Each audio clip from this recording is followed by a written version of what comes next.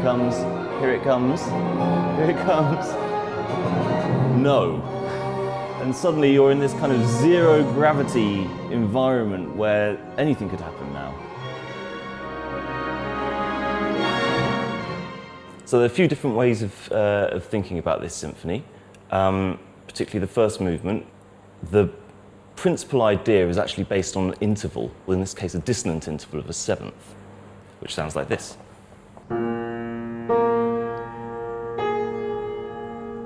The basic premise of this movement is this interval of a flattened seventh.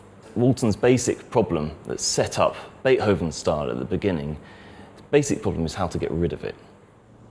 Yeah, so it starts with this drum roll, which is, it's like the whole thing's just coming out of the earth or something. We're just about to produce our dissonance. There.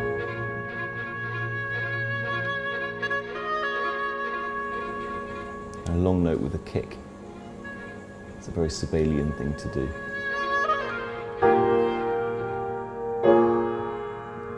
So he's sitting on that B flat the whole time, and this is basically how the movement is constructed, of these long, long pedal points that underpin higher level dissonance in the upper voices of the music. Now, there are a couple of different ways of thinking about this. One of the ways of thinking about this is in terms of cadential structure. So we're talking about musical punctuation. And there are two really, really crucial points. One of them is the cadence that you get at the end of the exposition. This is the first big section of the symphony. So we're after Debussy, we're after Schoenberg's experiments with atonality, making a cadence, securing a tonality, that is a really, really, really big deal. See how long it takes him in the build up to this thing. Going to expand the register of the orchestra, adding instruments, energy, energy, energy, here it comes, here it comes, here it comes, here it comes, bang, there. And then you can hear there's exhaustion. Then we have a long development section. I mean, it's protracted. It's almost as if the music has just completely exhausted itself and has to spend all this time G'ing itself up, building up this energy once again. And eventually, we arrive at a recapitulation. This is a slightly tragic moment, perhaps, actually, because if the whole point of the movement is to get rid of this flattened seventh dissonance that we were given at the beginning, after this enormous build-up, all the recapitulation does is to reproduce the same chord. We get to the point of maximum tension here, dramatized. Here it comes.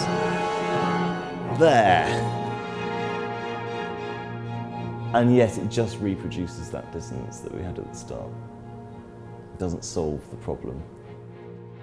So it's almost as if we're back where we started again, except all of that energy this time that had been built up trying to launch the recap, instead of it being dissipated this time, it follows through, and the momentum of the movement continues through the recapitulation. And it's not a normal recapitulation where you go through the themes one by one, blow by blow, bringing them closer to the tonic each time.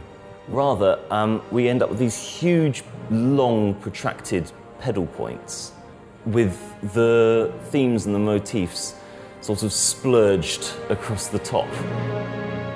How do you finish something? It's a very important question.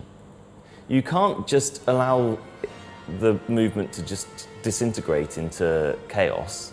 Likewise, just to finish with a cadence, Mozart style, that's disingenuous. It's not satisfactory. You have to produce something that is, in this case, tonal, consonant, but at the same time convincing.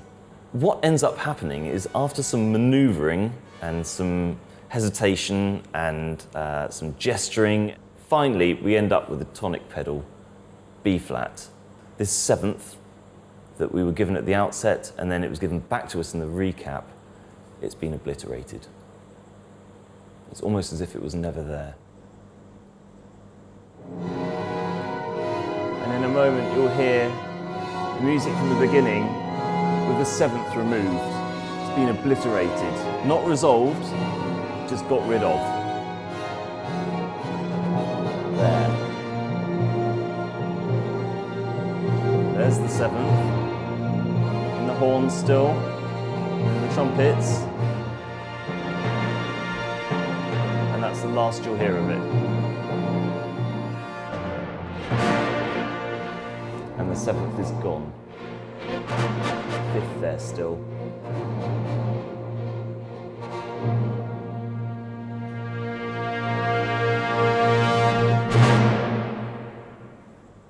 And of course, the very next thing that you hear in the scherzo is the seventh rearing its ugly head again.